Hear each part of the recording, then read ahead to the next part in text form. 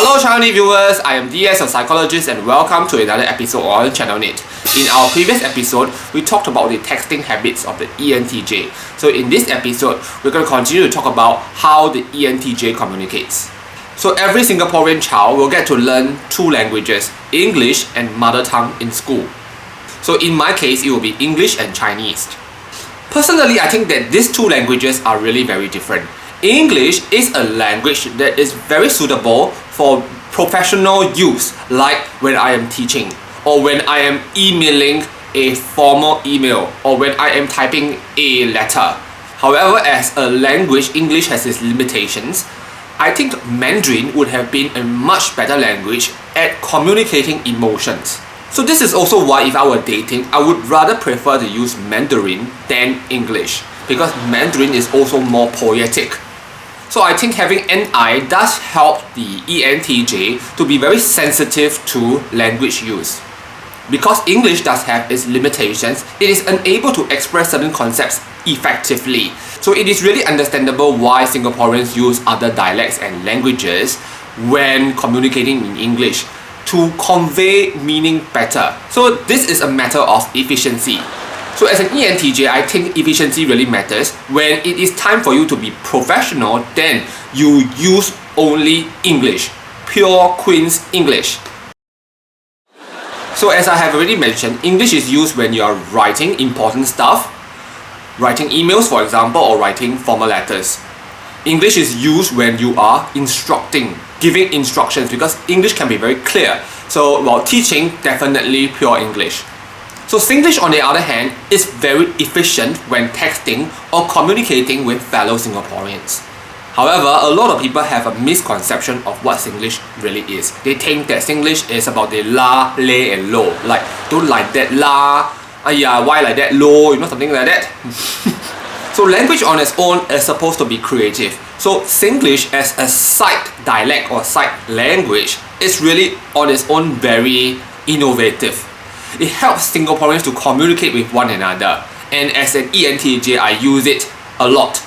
Because when you do not have a need to be professional, then you do not need to put on airs and act as if you are a higher class, right? Now let me demonstrate very simply how Singlish can be very efficient as a language for the ENTJ while talking or while texting. Suppose a person is trying to look for something, like thumb drive is missing. So your friend has been searching all day. You want to know if he has already found the thumb drive. So you just ask, found or not? So what you actually mean is, have you found it? But instead of found or not, you can also say got or not. So if you're very lazy, you can also say found.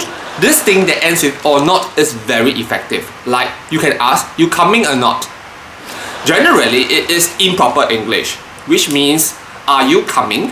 Note, Singlish does not necessarily cut words. So, are you coming is 3 words. You coming or not is 4 words. So actually Singlish can be longer than English usage. However, it is very impersonal. It's like talking to a buddy or friend. So when using Singlish, you are trying to bond with the other person. So although Singlish is not proper English, it is a very cute language to use with somebody. Even with people that you do not know. Aka, strangers. So let's say you are a store holder, you're trying to sell a phone to an elderly. The elderly does not understand how this works. So the elderly asks you, can work or not? Can use or not?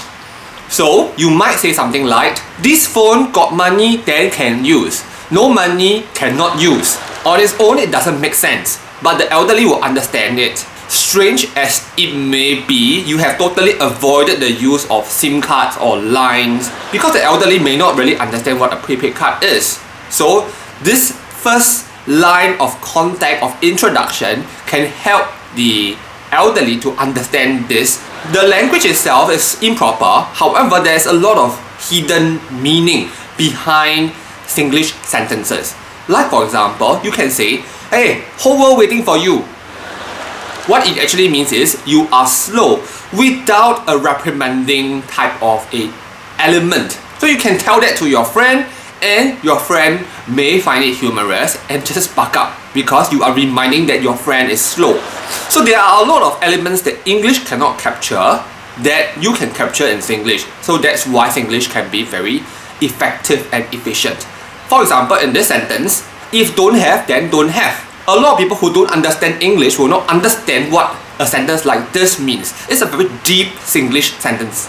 This sentence does contain some element of fatalism. It is also reflecting the opportunistic nature of the user. So as I have already discussed earlier, as an ENTJ, I find English totally not a very good language to use while dating, because you cannot express emotions and feelings and desires well, and it's not poetic. English is not as poetic as Mandarin or Chinese, for example. So while a lot of people think that Singlish is bad language, I find the rise of Singlish very acceptable, because language, after all, is supposed to be creative and is used for communication. If Singlish is very effective in its communication, then it works. So I understand that a lot of Channel NITT viewers are not Singaporeans and may not even understand what Singlish is about. But if you are interested to know more about Singlish, you can comment below, then I may do an additional episode on this language. So at Channel NITT, we do a lot of MBTI videos, particularly ENTJ ones. If you have not subscribed, do consider subscribing so that we can bring you more MBTI and ENTJ. Okay, I am going to sign off now, and I'll see you in our next episode. Bye bye!